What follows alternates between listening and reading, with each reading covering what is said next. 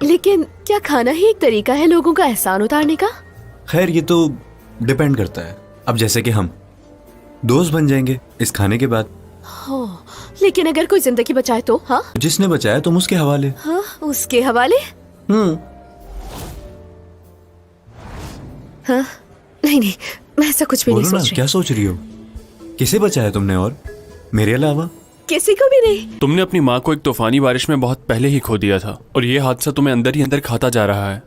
इसलिए तुम उन लड़कियों को भूल जाते हो जिनसे हाल ही में तुम मिले हो, जब भी तुम्हारा आंधी से सामना होता है। अब इसे भूलने की बीमारी कहो या फिर न्यूरोसिस सेल्फ प्रिजर्वेशन, साइकोलॉजिकल ट्रॉमे से नहीं निकल पा रहे। भूलने की बीमारी के अलावा क्या वहम भी हो सकता है, जैसे कि वक्त का अचानक से रुक जाना? मेडिकल पॉइंट ऑफ व्यू से कहूँ तो शायद कुछ स्ट्रेस है। तुम क्या खाना पसंद करोगी? तुम्हें जो भी खाना है तुम ऑर्डर कर सकती हो। हाँ, तुम्हें पैसे देने की भी जरूरत नहीं है, ये खाना मेरी तरफ से होगा। आखिरकार हम लोग भी अमीर बनने वाले हैं। अमीर बनेंगे? देखो, इसके जरिए इतना बड़ा सीईओ और एक डिलीवरी गर्ल वेयर हाउस में एक साथ, वो भी इतना करीब। वो मुझे कैसे छू सकता है? उसे मेरे लो टेम्परेचर से डर नहीं लगा? ये खबर बाहर आई तो मशहूर हो जाएगी। नहीं, आप ये वायरल नहीं करेंगे। Mister Fang, mister Fang, Fang, आप ठीक है? क्या हुआ?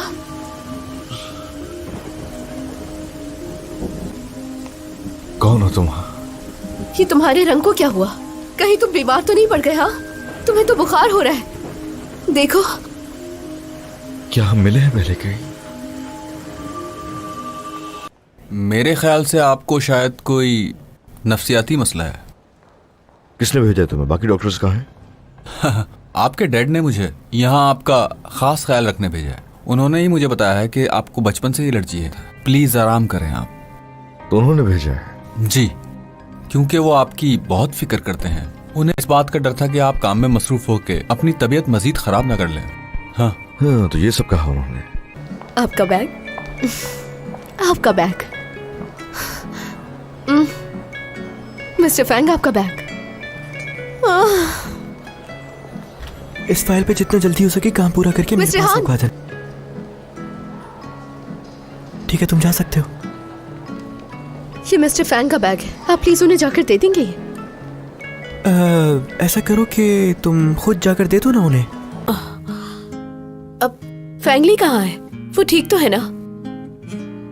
अभी तक सोच रही हो उसके बारे में? ऑफ कोर्स, क्योंकि वो मेरा बहुत अच्छा दोस्त है, तुमसे भी बहुत अच्छा।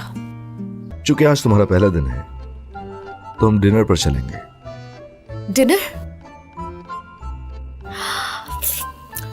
हाँ, ठीक है। क्या देख रही हो?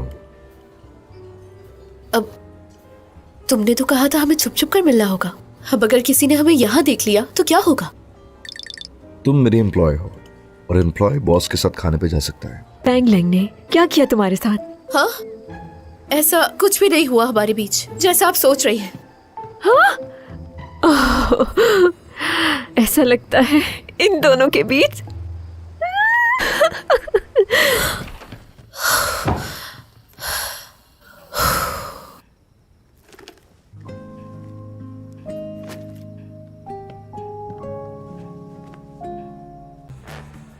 कल तक तो मुझसे ढंग से बात नहीं कर रही थी और आज इतने अच्छे तरीके से पेश आ रही हो।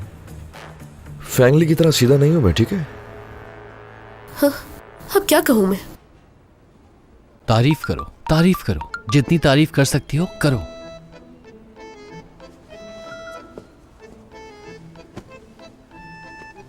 असल में वो मैं तुम्हारे साथ कुछ वक्त गुजारना चाहती थी। आप इस वक्त यहाँ कैसे? खैरियत है? फैंगली से मिलने आई थी मैं, मुझे नहीं पता था कि वो यहाँ नहीं है। फैंगली के पास अपना घर और बिजनेस है, वो वहीं होगा यहाँ नहीं है। उम्मीद नहीं थी मुझे कि तुम दोनों भाई एक जैसे होगे। देखो, तुम दोनों ही जिद्दी हो, बड़ों की बात नहीं मानते। उन दिनों तुम्हारी माँ तलाक पर जोर दे रही थी मगर तुम राजी नहीं थे। अगर वो घर छोड़कर ना जाती तो उसे कुछ ना होता। दूसरों की फाइल मत चुराया करो, शर्म आनी चाहिए तुम्हें। मैं क्यों चुराऊंगी भला? और हाँ, ये वर्क रिपोर्ट होती क्या है? नाटक मत करो, सब तुम्हारी असलियत जानते हैं कि तुम किस तरह की लड़की हो। इसलिए शाओजी, इसका वो मतलब नहीं था। वो असल में तुम दोनों एक दूसरे के करीब बैठते हो ना, इसलिए पूछ रही है वो तुमसे। शाओची, तुम चोर हो ये हम सबको पता चल चुका है। ये मेरा भी तो ऑफिस है, मैं ऐसा क्यों करूंगी? सॉरी बोलो। और मुझे रोज यहाँ इस ऑफिस में आकर बहुत अच्छा लगता है। ये मेरे लिए प्रीशियस है। मुझे खाना बनाना पसंद है। तुम्हें सच बताऊं तो मुझे ऐसा महसूस होता है कि आज नहीं तो कल मैं यहाँ से हमेशा के लिए चली जाऊंगी। देखो क्लियर बात, मैं तुम्हारे प्यार के चक्कर में पड़ के अपना टाइम बर्बाद नहीं करना चाहती।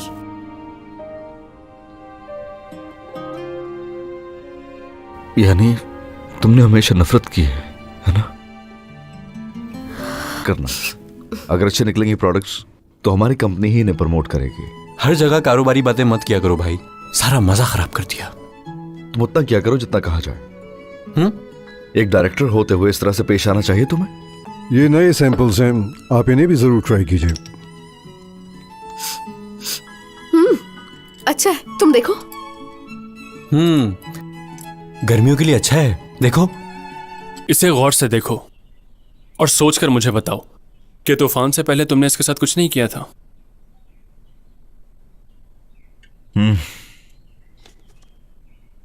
नामुमकिन यार। ये तो सिर्फ एक एक्स गर्लफ्रेंड है मेरी। क्या ये बहुत अहम है मेरे लिए? एक सेकंड रुको जरा। पिछली बारिश के वक्त तुम्हें सिर्फ यही लड़की याद थी, ऐसा ही है ना? इसका मतलब ऐसा दोबारा भी हो सकता है। तो इसका मतलब है फैंग लैंग तुम्हें छोड़ चुका है और फिर भी तुम उसके पीछे पड़ी हो। इस बात का क्या मतलब है? मैं यहाँ किसी जरूरी काम से आई थी। किस काम से? वो शाबू, वो जब तुमने मुझे इसे वापस किया तो ये बीमार था, बस इसलिए यहाँ पे आई हूँ मैं। कितना चाहिए? क्या मतलब? तुमने कहा ये बीमार है, कितना चाहिए इलाज के लिए? अरे कोई तुम बात कुछ भी नहीं। हाथ छोड़ो।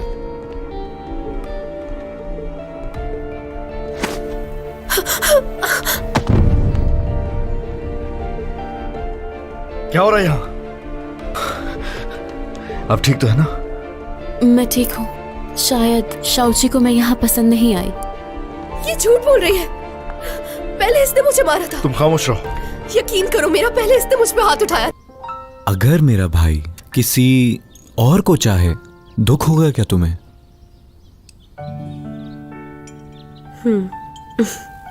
मैं क्यों दुखी होंगी? उसका दिल तो बहुत पत्थर है।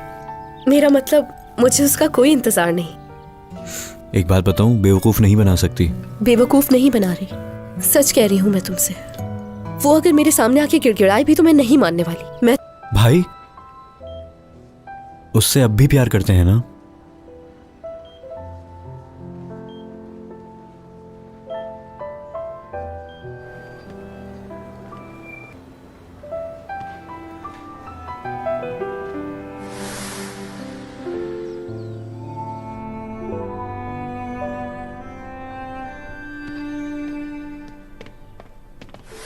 फर्क इससे पड़ता है तुम कौन हो। तुमने कहा मेरा पैर तुम्हारे पास है, लाओ उसे वापस दो मुझे। हम दोनों एक ही कंपनी में काम करते हैं, एक दूसरे को जानना तो चाहिए ना। मिस शाओची, क्या आप बता सकती हैं ये कैसे किया आपने?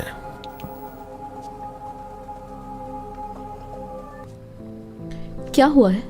तुम्हारे डैड ने कुछ कहा है क्या? ऐसा कुछ नहीं, थोड़े परेशान थे तो इसलिए बस यूं ही बात करना चाहते थे। हाँ, फिर तो ठीक है। शाची, इस काम को लेकर थोड़ा और सोचना होगा। तुम चाहो तो भी जा सकती हो, मैं देख लूंगा बाकी। तुम्हें ये काम ज्यादा जल्दी नहीं करना है क्या? कहोगे तो ओवर टाइम कर लूंगी मैं। जरूरत नहीं।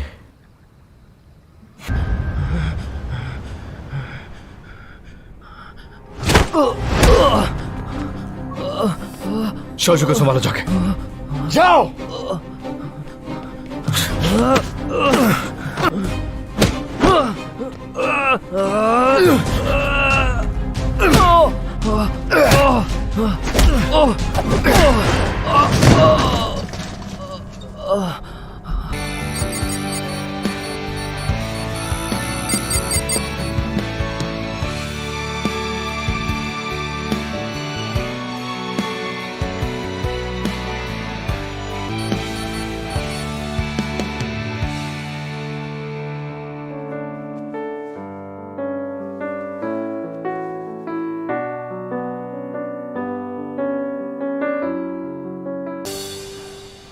मैं यहाँ कैसे आ गई? कितनी अलग खुशबू है तुम में। पसंद करती हो मुझे?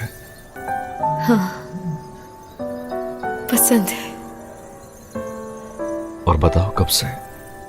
जब तुमसे पहली बार मिली थी, तुम्हें चोट लगी थी, तो मैंने सोचा कि तुम्हें अपने प्लेनेट ले जाऊं।